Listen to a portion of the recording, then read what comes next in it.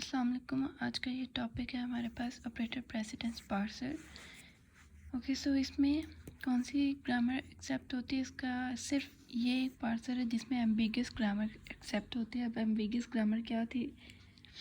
वो ग्रामर जो एक से ज़्यादा पार्सिंग ट्री जनरेट कर रहा हो किसी एक स्ट्रिंग के लिए, तो वो हमारी एम्बिगियस ग्रामर होती है। ठीक है, अच्छा, एक तो ये पॉइंट था। दूसरा ये कि आपको ऑपरेटर प्रेसिडेंस पार्सर बनाने के लिए सबसे पहले ऐसी ग्रामर लेनी होती है जो कि ऑपरेटर ग्रामर हो। ठीक है, अब नॉन ऑपरेटर ग्रामर कब होगी वो चेक करना है हमें।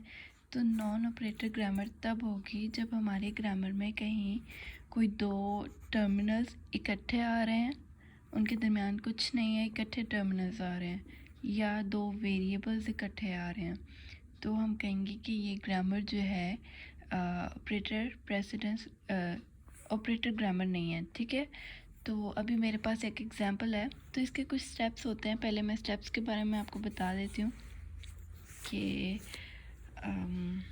स्टेप्स क्या हैं इसके। ओके, अब ये स्टेप्स ज़रूरी नहीं है कि सारे स्टेप्स का आपको कहा जाए परफॉर्म करने का। हो सकता है आपको कहा जाए जस्ट स्टैक इम्प्लीमेंटेशन तक आपने करना है, तो आपने वहाँ तक ही करना होगा। अगर आपसे मांगा जाए कि आप ऑपरेटर फंक्शन टेबल भी प्रोवाइड करें, फिर आपको ये सारे स्टेप फॉलो करने होंगे।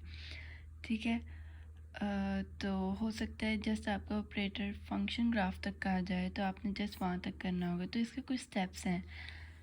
तो पहला स्टेप क्या होता है? सबसे पहले आपने चेक करना है कि आपकी ग्रामर ऑपरेटर ग्रामर है भी कि नहीं। अगर नहीं है तो नॉन ऑपरेटर ग्रामर को ऑपरेटर ग्रामर में कन्वर्ट करना होता है। मैं आपको वो प्रोसेस बताऊंगी कैसे करते हैं। सेकंड स्टेप होता है कि आपने ऑपरेटर प्रेसिडेंस टेबल बनाना है जो ऑपरेटर ग्रामर आपको मिलती है उसको यूज़ करके। ठीक है, अब इस टेबल को आप रिलेशन टेबल भी कहते हैं। देन स्टेप 3 आपका आता है कि आप उस टेबल को यूज़ करते हुए स्टैक इम्प्लीमेंटेशन करते हैं। देन आप क्या करो, अगर आपसे रिक्वायर्ड है कि आप ऑपरेटर फंक्शन टेबल भी बनाओ तो उसके लिए आपको फिर फर्दर स्टेप्स करने होते हैं कि सबसे पहले उसके लिए आपको ऑपरेटर फंक्शन ग्राफ बनाना होता है। देन उस ग्राफ को यूज़ करते हुए उसकी सारी जो जो उसमें नोड्स होती हैं उनकी मैक्सिमम लेंथ आपने फाइंड करनी होती है। देन जब आप वो फाइंड कर लो तो उसके बाद आपने ऑपरेटर फंक्शन टेबल बनाना होता है। ठीक है, अभी हम सबसे पहले पहला स्टेप देखते हैं क्या होता है। तो पहला स्टेप हमारे पास अब ये ग्रामर है। मैं अगर देखूं कि ये नॉन ऑपरेटर ग्रामर क्यों है, तो वो यहाँ से पता चल रहा है कि दो वेरिएबल्स, अब वेरिएबल कौन से हैं जो इस साइड पर आ रहे हैं। ठीक है, दो वेरिएबल्स इकट्ठे आ रहे हैं मेरे पास, बल्कि 3 आ रहे हैं। तो इनको मैं कैसे रिमूव करूं कि ये ऑपरेटर ग्रामर बन जाए। तो इसका सोल्यूशन होता है, जो मिडिल वाला अगर इस तरह की कंडीशन आ रही है तो आप ऐसा करें कि मिडिल वाला जो भी वेरिएबल आ रहा है उसकी पूरी की पूरी प्रोडक्शन आप उठा के यहाँ लिख दें और इस वेरिएबल को ही ख़त्म कर दें।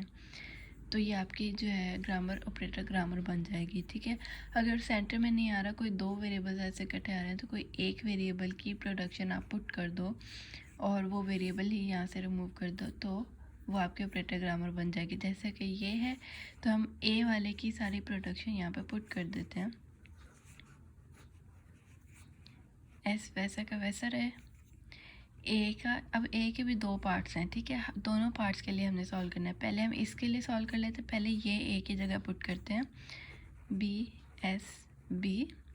ठीक है, अब हम बी भी पुट करेंगे। अब ये न्यू प्रोडक्शन है, एक नेक्स्ट प्रोडक्शन है, तो इसको नेक्स्ट प्रोडक्शन ही बना कर लिखेंगे। ठीक है, अगेन पुट इसी में करना है।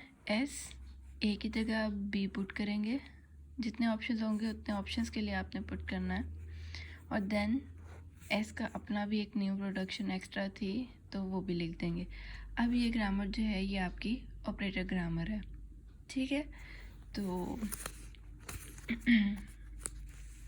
वैसे तो मैं आपको इसी एग्जांपल की आगे स्टेप्स फॉलो करके दिखा सकती हूँ, बट अभी वो मुझे रन टाइम पर अभी सारा दोबारा से सॉल्व करना होगा। मैंने सॉल्व की हुई जो हमें सर ने करवाई है एग्जांपल, मैं वही फॉलो करके आपको समझा दूँगी ताकि मुझे टाइम कम लगे वीडियो में। अच्छा, अब हम एक और एग्जांपल लेते हैं। अब ये एग्जांपल में कोई वो इशू नहीं है कि ये नॉन ऑपरेटर है।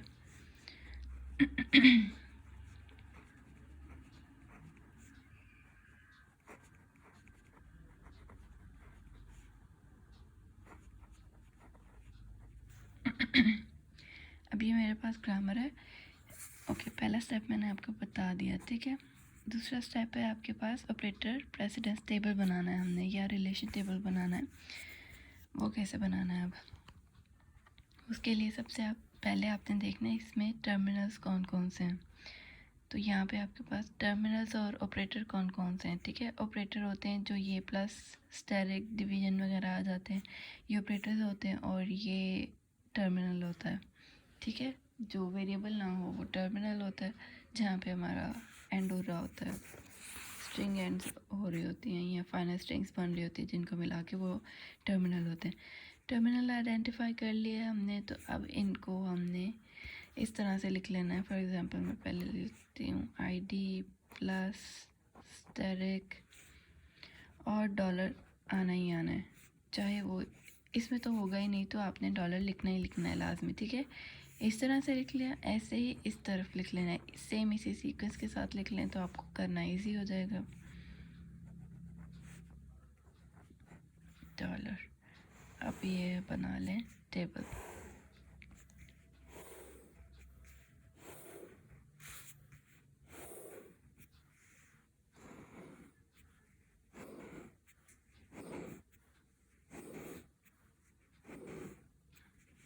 ठीक है, अब हमने इस टेबल को कैसे फिल करना है, वो अगर आपको प्रेसिडेंस का आइडिया अच्छे से क्लियर है कि प्रेसिडेंस क्या होती है, तो आप इजीली कर सकते हो। अब प्रेसिडेंस होती क्या है कि अगर एक ऑपरेटर दो वेरिएबल्स के दरमियान या दो टर्मिनल्स के दरमियान आ रहा है, तो लेफ़्ट साइड वाला पहले हम कंसिडर करते हैं सॉल्व करने के लिए, या राइट साइड वाला। राइट एसोसिएटिव है या लेफ़्ट एसोसिएटिव है, वो भी मैटर करता है इसमें। तो ये स्टार्ट के टॉपिक थे हमारे, कैसे हम चेक करते हैं कि कौन सा राइट एसोसिएटिव है, कौन सा लेफ़्ट एसोसिएटिव है।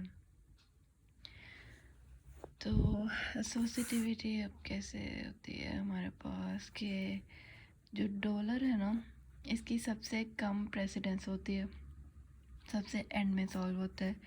फिर अभी जो यहाँ पर यूज़ है उसके अकॉर्डिंग बता रही हूँ, उसके बाद सॉल्व होता है प्लस, इसकी थोड़ी उससे हाई है प्रेसिडेंस, देन स्टेरिक की है, देन ID की है, ठीक है। तो ये लोएस्ट है और इस तरह से इंक्रीज़ हो रही है हमारी प्रेसिडेंस, ठीक है। कि सॉल्व किस सीक्वेंस में होना है। सबसे पहले हमारा ID सॉल्व होता है हाईएस्ट, इसकी प्रेसिडेंस है, देन स्टेरिक आता है, देन प्लस आता है, देन डॉलर आता है, ठीक है। ओके, तो हमने इस साइड वाले के लिए रिज़ल्ट्स लिखने हैं कंपेयर करके इस साइड वाले के साथ। थोड़ा कंफ्यूजिंग है, करके दिखाती हूँ, फिर आपको समझ में आएगा। ओके, पहले आपने देखना है ID के साथ सॉल्व करेंगे, तो पहले इन दोनों में से बड़ा कौन सा है, मतलब पहले कौन सॉल्व होगा, ये वाला ID सॉल्व होगा या ये वाला ID सॉल्व होगा। तो ये टर्मिनल्स हैं, तो जो फाइनल टर्मिनल है ना एंड में, जिस पे आके स्ट्रिंग ही एंड होनी है, उसका कह लो कि कोई नहीं होता, वहाँ पर आप सीधा सीधा डैश लगा दो, और दूसरा डॉलर डॉलर, ये जहाँ पर भी आ रहा हो वहाँ पर डैश लगा दो, ठीक है।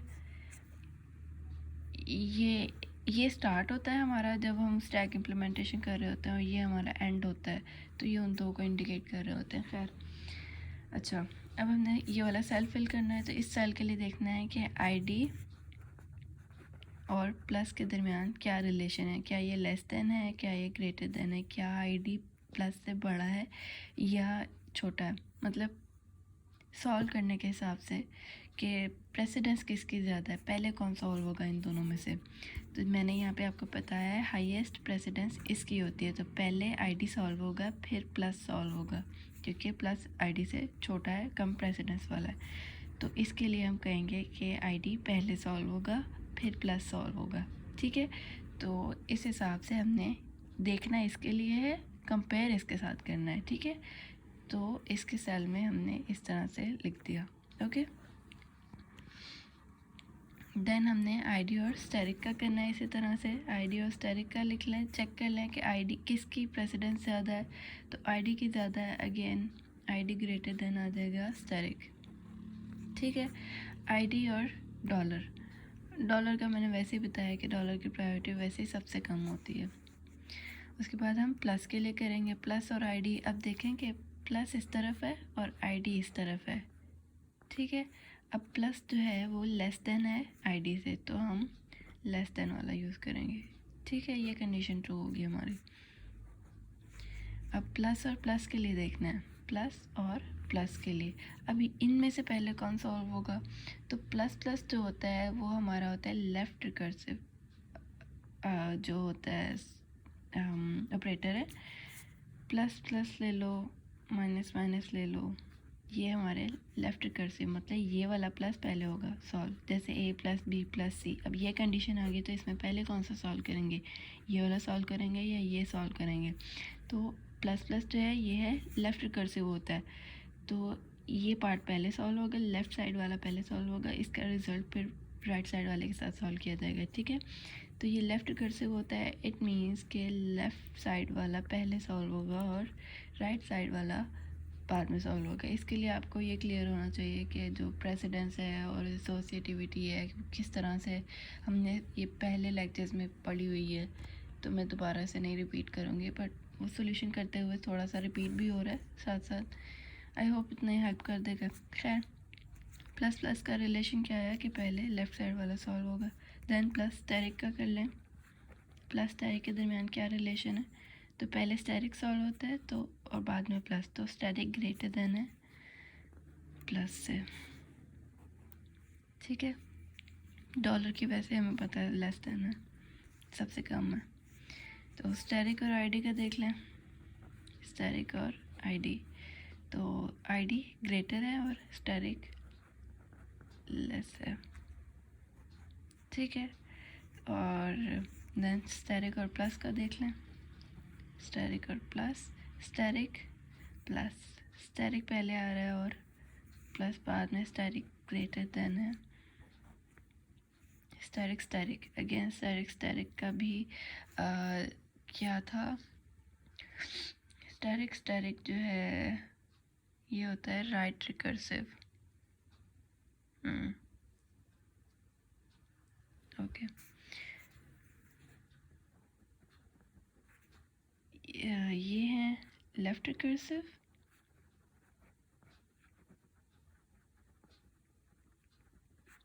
और जो स्टेरिक स्टेरिक होता है ये होता है राइट रिकर्सिव। अब ये राइट रिकर्सिव है, इसका मतलब ये है कि ए स्टेरिक बी स्टेरिक सी, ऐसे कंडीशन आते हैं तो पहले इसको सॉल्व करेंगे या इसको, तो राइट रिकर्सिव है, इट मीन्स के ये पहले सॉल्व होगा। ठीक है, तो अगर ये पहले सॉल्व होगा इट मीन्स के स्टेरिक स्टेरिक में राइट साइड वाला पहले सॉल्व होगा, इट मीन्स इसकी ग्रेटर प्रेसिडेंस है। ठीक है, और स्टेरिक डॉलर, अगेन डॉलर सबसे छोटा होता है। डॉलर और आईडी, डॉलर अब इस तरफ है, आईडी इस तरफ है, आईडी की डॉलर से ज़्यादा प्रेसिडेंस होती है। देन है हमारे पास डॉलर और प्लस, डॉलर अगेन सबसे कम होता है और प्लस की हाईएस्ट है। देन डॉलर, डॉलर कम ही होता है तो इसलिए ऐसे आ गए। ठीक है, ऐसे आगे आपका टेबल। आपने ये जो बनाना है इसको कहते हैं प्रेसिडेंस टेबल या रिलेशन टेबल।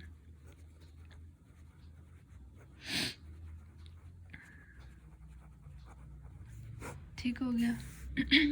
नेक्स्ट स्टेप है हमारे पास स्टैक इम्प्लीमेंटेशन। ये मैं नेक्स्ट वीडियो में आपको करके दिखाती हूँ।